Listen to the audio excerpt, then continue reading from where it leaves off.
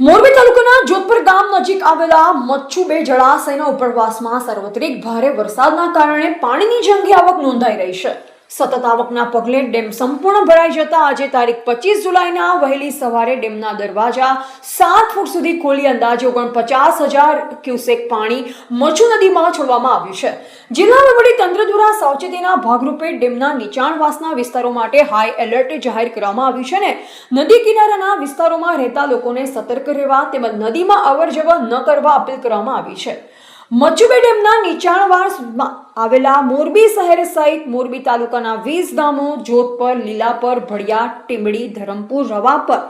અમરેલી, વનાડિયા, ગોરખીજડિયા, માનસર, નવા સાદુડકા, જૂના સાદુડકા, રવાપર નદી, ગુંગાળ, નારાણકા, બહાદુરગઢ, નવા નાગડાવાસ, જૂના નાગડાવાસ, સોખડા અને અમરનગર તેમજ માળિયા તાલુકાના 9 ગામો